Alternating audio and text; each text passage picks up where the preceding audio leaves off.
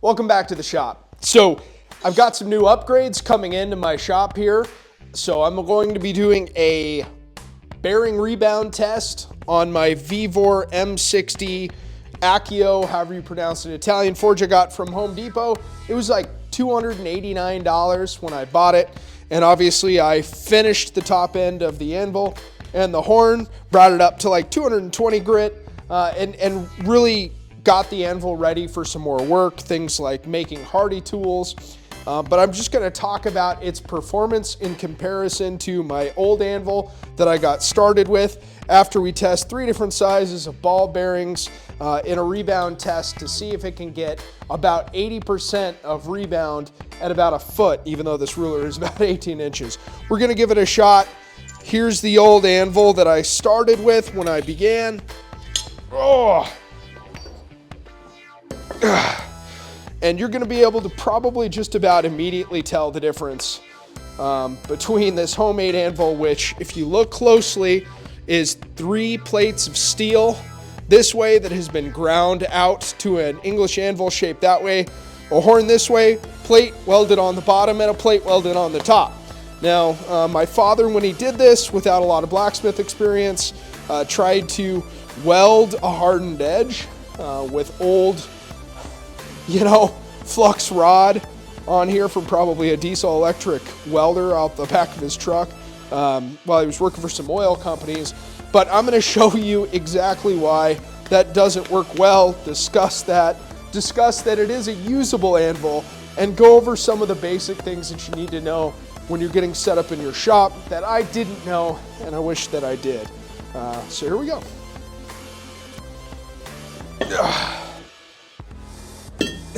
As I am going to, by hand, we're going to see how well I can control these ball bearings, drop this smallest ball bearing from the top height of this ruler at 17 inches, if I can even get to the ball bearing. Okay, so 18 inches of this ruler. We're going to see how the rebound works.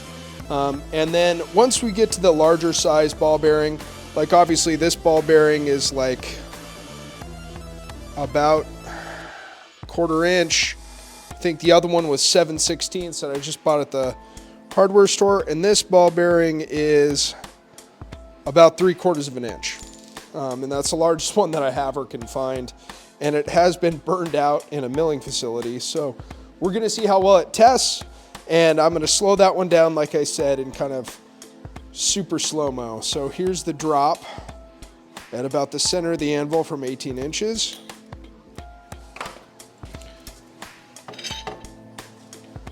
I'm going to try and not catch it this time so you can actually see the full drop. And I actually think that that rebound is pretty good. I'd say it comes back to about, probably 80% of where I dropped it from at 18 inches. I think it came back to around 15 inches being dropped from 18. Yeah, I mean, that might have even come back to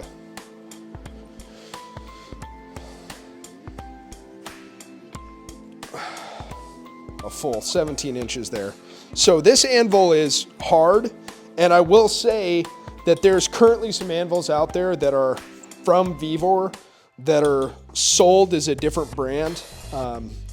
And I've seen some people test those online and they actually didn't test as well. I haven't done this test before. And I will say that a couple things have really changed for me in my work. Once I put the chains on there, changes completely the sound, and I'll talk about that later. But having a very well fortified stand and affixing this, screwing this down into it, in a very sturdy manner made a big difference. It made just a big difference for me. All right, so here is the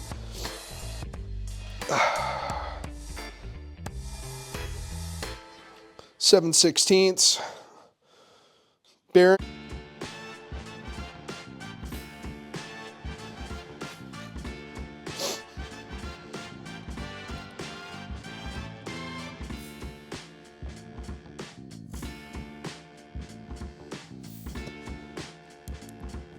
Why does YouTube always make this stuff look so easy? I'm not going to edit that out.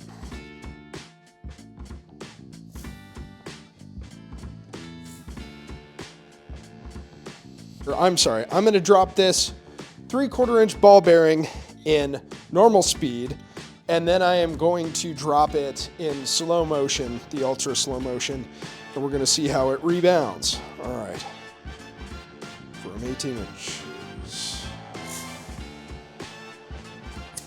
That's pretty good.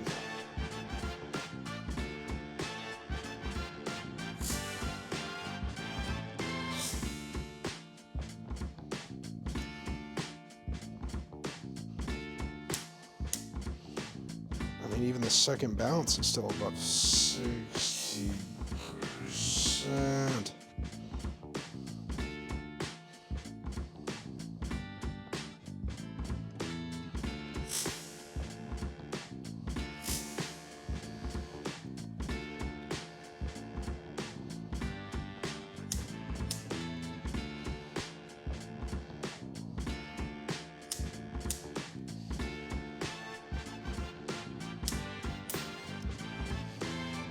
All right, now let's do it in slow motion.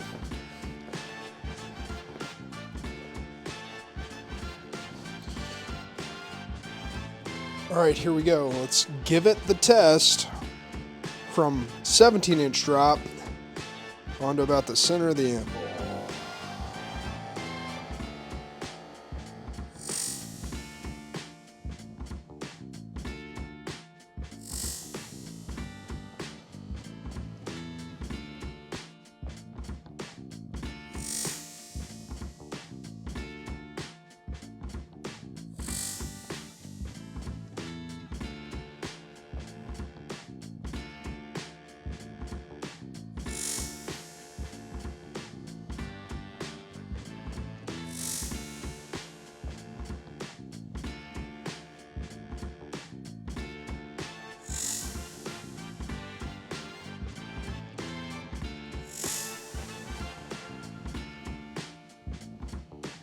This is the actually made and hardened anvil, which most of the tests I've seen online test this to a Rockwell between 50 and 55 somewhere.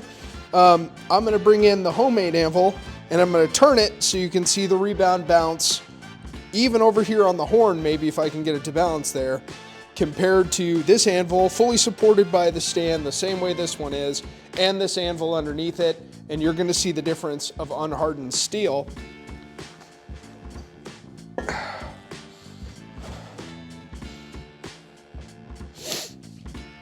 Even over here on the anvil horn, where it is unsupported by cast weight, I'll get into a talk on that. I'm going to test this over here and test the rebound. I mean, it's still 17, 18 inches. That's pretty dang good. This anvil is pretty awesome. Okay, so now that we've tested that, I'm going to show you what the test is on this homemade anvil. Okay, that's a piece of wax. So right over here over the main weight, you want it fully supported and wait for your striking area to be strong.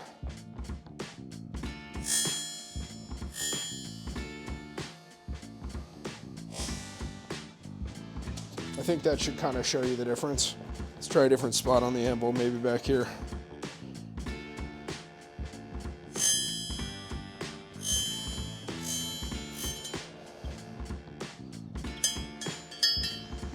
I suppose there's an area in there that was a little harder. Now let's try on the welded hardened edge. Will it harden an edge? Well, I will say that so far it's harder than the typical position in the anvil. So this is the standard part of the anvil. Oop. This is the standard part of the anvil, and it just has nothing. Now I'm going to talk about anvils in general and some things I wish that I knew that were very important when you get started that I didn't know until I had gotten in. One thing that I would highly, highly, highly recommend, the smartest and the best smiths that I've seen out there, the guys who are actually doing this for a living, and the ones who are doing this to make an additional income, not just to do this as a hobby. If you are literally just out there to try it, go get a 50-pound anvil, from Vevor.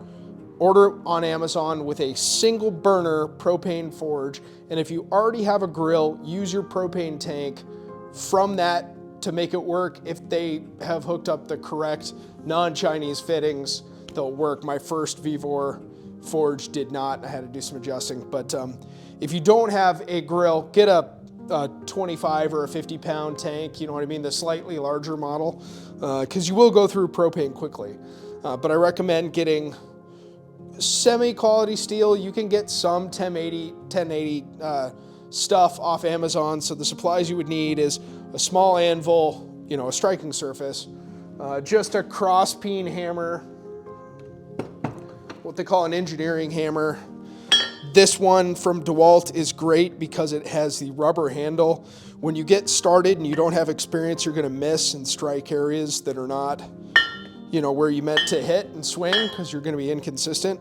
So your anvil, your hammer, what they call active and passive hammers, right? The anvil and the hammer work in such a way, if you actually look into the science of it, as this force comes down into the steel, it goes through the steel and the force is then transferred into the anvil and rebounds it. That's why the rebound test is important, is because this passive hammer and this active hammer are working in conjunction, the top and the bottom, to push the steel in the direction that the force is activating that sense of energy or motion. That's the semi-technical description. So hammer, anvil, 1080 steel, you should be able to get from Amazon. You can also get a pair of tongs, and the first thing that people are going to try and sell you is that a flat pair of tongs like this, or this bar grabbing pair of tongs, is going to be great. The problem is that the width of the steel that you are looking for when you buy steel, when you're getting started, when you don't have heavy power tools, you're not trying to move something very big, you'll see that this 1084 1/4 inch thick by 2 inch wide by 48 inches long, just the width of the material and the thickness of the material is going to be more than you're going to be able to move when you get started. So don't start with that. Start with something that's at least 3/8 and below in thickness. The length, Amazon usually doesn't sell more than 6 to 12 inches. These tongs, most of these tongs will not hold the width that you're looking for. So what I found, the best tongs that I have used when you get started are these like V-grip tongs. They just grab better in every area, and you're able to really spread them out and back the bar into places you didn't think you would be able to, that you just aren't with the other pair of tongs. You'd be pretty shocked how effective these V-bit tongs actually are, right? Surprising that I can hold almost a 4-foot piece of bar into those tongs. But knowing what tongs to get, I prefer these V-bit tongs that you can grab this way, or back the bar back all the way into here and use it as a friction weight tong, rather than the flat tongs, or what they say this bar steel tong is for. These have basically been almost useless for me. I just don't get steel that's that thin. The thickness of the steel, like I said, 3/8 or smaller. Probably an 1/8 thickness would probably be good for a starter piece of steel. You're probably going to want to make something, you can get 2 inches wide if they sell it, because if it's thinner, then you're able to not have to move that steel as much and just taper down the edge. So hammer, anvil, steel, tongs. You're going to need some type of anvil stand. When I got started, I just made up this piece of board that's down here that sits on top of my anvil stand, which was just a couple of like siding board stapled. It wasn't stapled, it was screwed, but thin screws over the top of a pair of, or a piece of plywood. And then I hammered that on the ground. So when you are getting an anvil stand, the thing that I've seen that's the best is to get 2x4s and cut the 2x4s all consistent to the same height. Most people have a circle saw, a standard circle saw, or you can probably find somebody, your dad or whoever, with their circle saw to cut all the 2x4s to the right length, stack them together, whether you screw one into the next one, one into the next one, one into the next one, and just avoid the screws as you go down. That would be maybe the cheapest way to do it, and then use a ratchet strap to make sure that it stays together in a strong fashion. Or you can get more progressive with it. I have a video on taking these oak beams that are on my anvil stand and cutting them with a chainsaw to the right width, a jigsaw. I used a few tools to get it to work, and then I welded rebar around to hold everything conjunctively this way, one at the top, one at the bottom, support beams. But that's a very complicated anvil stand you need a welder for. So you can do it with some simple tools. If you need an easier explanation, you want to reach out, I can probably explain that to you. But when you're getting started, cheap anvil, basic forge, just a single burner so you don't burn up too much fuel. You can heat the areas of the steel that you want to heat without heating the whole end of the knife. The misconception I had when I got my 3-burner Farrier forge was I thought I had to heat the whole piece of material. You do not, and you should not do that.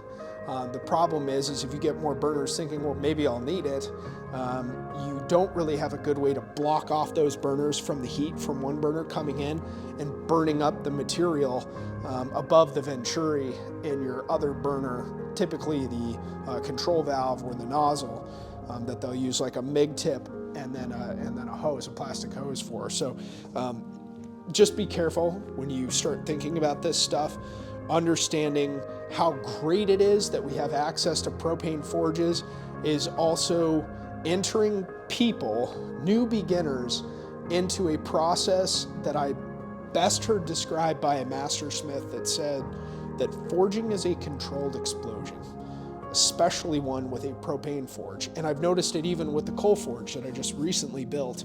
The gases that work when I was running my blower and trying to heat the coals up, I gave a lag time, and some of the gas that the coal produces, or the coke produces, was sitting there. And once I had stopped putting too much oxygen to it, then the whole thing combusted, and it actually blew out the bottom pipe of my coal forge, so I've got to re-weld that. But anyway, the point is when you are working in a forging environment, this stuff is dangerous. You need good safety glasses, and I do mean that. I actually, now that I've tried it, prefer something like this in the goggle environment for most of my work. Maybe not forging, because I don't have as much stuff coming up underneath or over the top, but it can. And especially in any of your grinding or your other material work that you're doing, I have had to go to the doctor to have my eyes checked because sparks and things have come into the eye, and thank God that it was just a reflective. It hit something and bounced into my eyes as opposed to a direct hit, so it's easy to come out. But that's something you need to consider. The other thing is this is loud. That is, holy cow, is that loud. Get a good pair of ear muffs. And the reason that ear muffs do better than earplugs, you can use them in conjunction. I actually prefer to have an earbud in and be listening to a video or something like that. But when you're getting started and you're working, you will be shocked how fast you can decrease your hearing. When I was a young man working construction, shooting guns, spent some time working for Uncle Sam, I lost a lot of my hearing. And so what little of it I have left, I really do my best to protect. And I encourage you guys, if you're going to do nothing else, protect your eyes and your ears first. A good pair of gloves. Forging gloves, you're going to need them. So that's next in the safety equipment. Now that you've got your hammer, your anvil, your forge, your steel, your tongs, your stand, you're going to need glasses, ear pro, and a thick pair, the best thing you can do is go down to Home Depot into the welding section and get a pair of gloves. I think these are the Lincoln Electric. They're more expensive than basic gloves. They're going to be like $30 to $40, but you don't need it as much for your swinging arm. I almost never use it, but you absolutely have to have it for the tong arm that reaches in towards the forge and gets that flame steel to come out. It's hot. Okay, so that's the safety equipment. That's the majority of the tooling that you're going to need to get started. And if you are an absolute newbie who just wants to give it a try, you can use something as simple as a homemade anvil. I've seen Black Bear Forge, I think. Great blacksmith. He talks about buying a sledgehammer, something like this, and using this buried in the dirt as your anvil and hammering your steel on top. And you can do that. You absolutely can. And if you're just interested in giving it a try, your basic setup at a minimum is going to probably cost you $300, and that's if you get the cheapest stuff you can find. So if you're just interested in it and there's no one around that you can reach out on social media to try and find or reach out to, and I mean, you could probably go to a high school and find somebody who would let you practice with some of this stuff. If you can't manage a way to figure that out through social connection and you have to do the budget, try it yourself. Most of those tools, if not every single one of those tools, you are no longer going to use, minus your safety protection, which I expressly encourage you to get good safety equipment, good Hickory and iPro. But your hammer is one that you will probably end up using from time to time. I still go back and use this engineering cross-peen hammer, and it's effective at times, so I can really, at a weight that I can consistently swing for a while before my hand gets tired, I can go pick this 4-pound hammer up and swing pretty hard for a little bit. When you get more serious, and I highly recommend that you don't start out this way, and the reason for that is when you step into something like this very, very nice hammer from Hilltop Forge, you are going to find, which I can see now that I tried to strike my carbide name stamp from Everstamp, that I struck this hammer too hard, and that's not good. But when you step into a hammer like this, one, you're going to miss edges and put cuts and dings and things into a nice hammer. And these hammers from Hilltop, because they're handmade and hand done to be very ergonomic and very efficient, everything from the way that this handle material is flattened on the side and there's a perfect shaping. It is an angled piece of wood this way. It is an angled piece of wood rounding this way.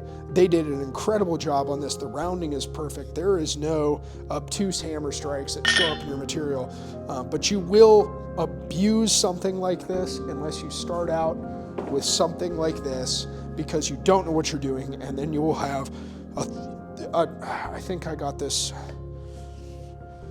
tool for, I believe their hammers sell for over $200, but I'm not certain. Maybe it's just under, but it's expensive.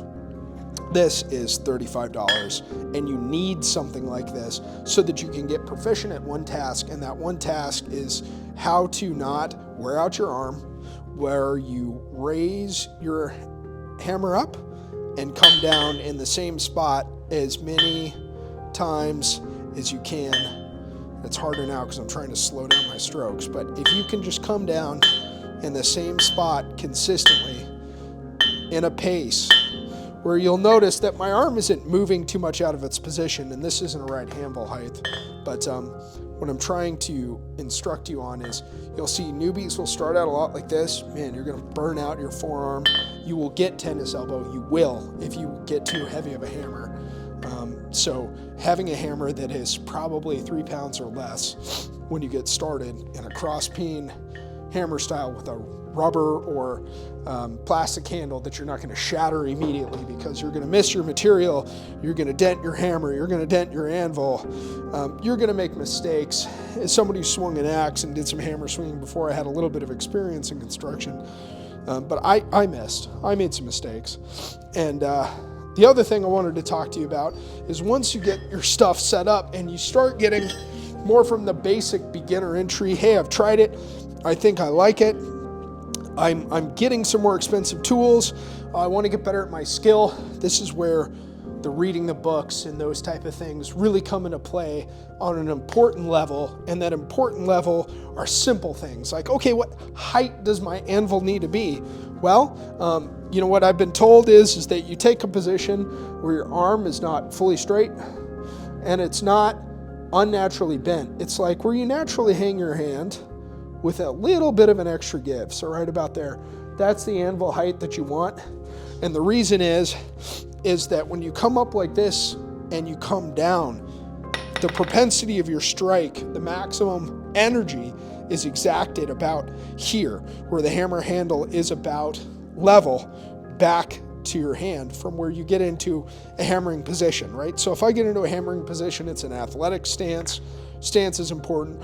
Being over your work, moving your arm to hold your material with your tongs, something like this over here, right? You're holding your work and you're tipping the steel at an angle. That's another important tip I first got from Ilya, from That Works on YouTube. But there's countless people that I've learned these little tips from. So when you're striking, this is coming down to where the hammer handle is about level. If it's too far down here, again, you'll wear out your muscles here.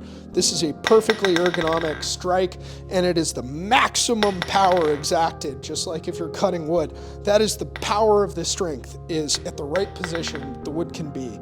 If it's too high, you don't get all your power that's come down from your energy, bring that hammer up. Because really when you are striking, you're not working on pulling this hammer backwards.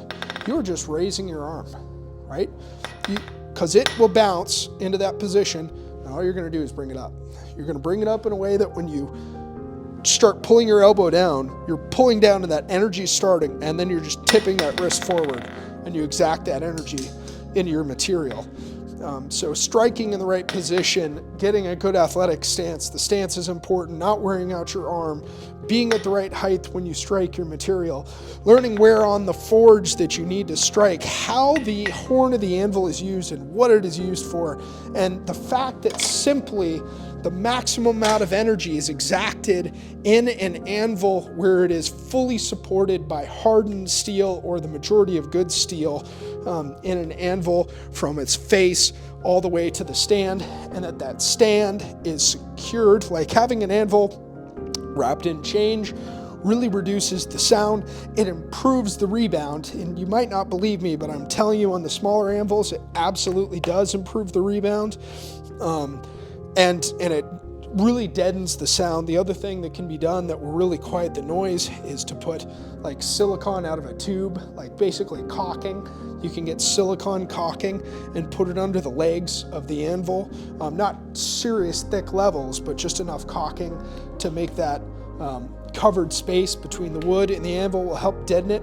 Having securing bars or lags or screws that come over the top of the anvil and hold it down so it doesn't walk. I have not secured this to the ground, but I'm telling you, as I hammer on this a lot, the whole anvil will walk around my shop. So if you have a heavier anvil or a smaller anvil and not a very secure stand, your anvil stand will bounce. It will literally start bouncing around your shop. Understanding that while you're striking, if you are not paying attention to that, you can get too close to something and accidentally hit it or hit yourself and pull hot steel into your crotch. There's a lot of things that really stink that way. One of the best investments for protecting yourself against hot steel is leather. When it comes to material that can burn, there's a difference between a welding jacket, where they always have the sleeves, if not always, almost always, that are leather, because nothing does better for leather than you can imagine. I wear leather shoes based on the fact that my non-leather shoes, I had on like Adidas's or Asics or something, running shoes, and I was in here, and a hot piece of the end of the tang chipped off right here on the edge of my anvil and fell into my sock, and I couldn't get my shoe and my sock off fast enough because it was tied down there. It seriously burnt the side of my foot. So strong shoes protections for steel, hot steel that can bounce against you, making sure that you understand the names of the parts of the blade, the names of the parts of the anvil, where the horn is, where the tail is, where the face is, the edges, how you would season an anvil, condition an anvil, having a polished face, and why that's important. One, so that it keeps the rust from forming on your anvil, and two, so that it will show you where you have made a mistake, an indentation, where if you're hammering over that with a piece of quality steel, you will notice that there's an embellishment, an error. It's an infraction in the steel now that will change on the opposite side of your blade, warp it in a way that you did not anticipate. What else have I learned? Having a wire brush. You'd be shocked how much you need this when you're forging to scrape out areas and find out where you still have blandishing, basically areas of the steel that you need to even out and remove ripples from. One of the best instruction pieces on hammering things that I've ever seen was a video from Brazeal, I think is his name. He is a master smith of types. I don't know if he is a master bladesmith, but he appears by all intents and purposes to be a master blacksmith. And there's videos of Alec Steele, one of the most famous blacksmiths, at a young age hammering with this guy, and he's instructing you on how to hammer a horse head out of metal, and he takes a piece of clay. And at first I didn't understand why he was using clay, but as he takes up the hammer and he very soft blows the clay moves. It lengthens and it expands material around where that strike is. And that is the only visible explanation that I have seen for what is actually happening. I had once described it to somebody as ironing a shirt. You're pushing material with your strike, and as it pushes, there's ripple effects. The other material within that piece moves. But clay was perfect. It was perfect the way he showed hammering things and then softening areas that I wouldn't have thought of, like if you have a bar, right? So this is a great example. This pair of tongs has very sharp square edges. Well, if he was making a pair of tongs, he would quarter turn it and hammer all this down to put a very almost unnoticeable beveled edge on there, so where when you're gripping this hard, these hard square edges don't cut into you. Brilliant. It was just a brilliant, simple, non-verbal explanation of what I needed to understand, and I wish that I would have known it sooner. There is a list of people that I recommend that you watch. I have a video on some of the best bladesmiths and craftsmen that I've seen, and I'll put a link in that description. But the first person that I want to recognize on today's video is Frenchy's Forge. Frenchy's Forge is somebody who mentioned me in the last video, and when he got started, he had less viewers than I did, and now he has like double or triple what I have now, and he is somebody who makes a good, consistent video and short most weeks. It nails a lot of good information. He gives good tips. He's articulate, enjoyable to watch. He does good video editing. I don't know if he has an audio speaker, but his sound doesn't appear to be that bad. It's a pleasure to watch. But there is a list, a myriad of people that were not in my last video that I'd like to mention. I recently got into the Essential Craftsman. Not only is he a man of faith, but he is an extremely wise man of tooling. He is enjoyable to talk to. He is a philosophically empowering and intelligent individual. And there is just a ton of new peoples and channels that I've found myself watching. Everything from some of these amazing master blacksmiths out of Oregon that have built these sheds on top of ski resorts, castles basically out of iron, and Brian Brazeal and some of these other people. I can't encourage you enough to pay attention to these individuals and enjoy what they have to offer you for free. For free, you can watch the videos again and again.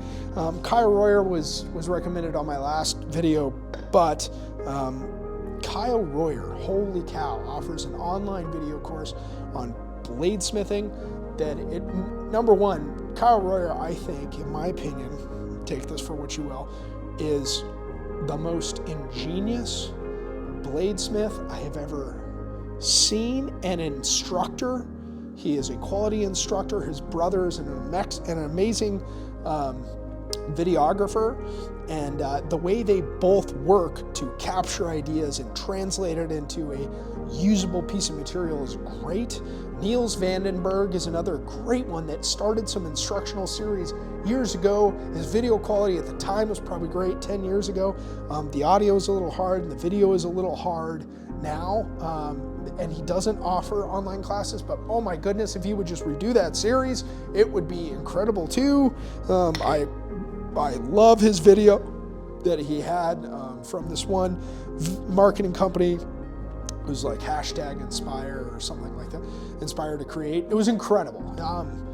I'd love to tag more people in this, but I don't want to take up too much more of your time. I hope that you enjoyed this video, that it maybe gave you some instruction in the ways that can get you started and get you moving forward and get you excited about the craft. And if there's one thing that I can impress upon you, it's that men are lost in this generation. We're searching for something. And there was years that I spent praying and asking, God, what do you want me to do? What do you want me to become? And I'm not certain that it's blacksmithing or bladesmithing. I'm not certain that I'm doing what I'm supposed to be doing. But when I swing that hammer and I work out some aggression and maybe some things that happened to me earlier in my life, and I'm able to work through the tiring days of, I have 3 kids under 4 and it is busy.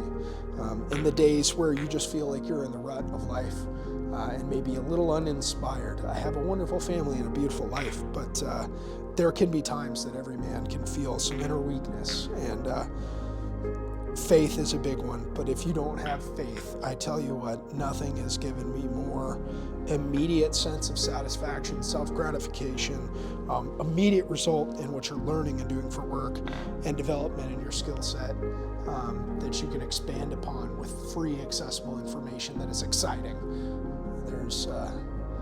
There's really nothing else I can impart on for you. This craft has been a gift from heaven for me. So I hope that it does something for you. All right, guys. Godspeed. I'll see you out there.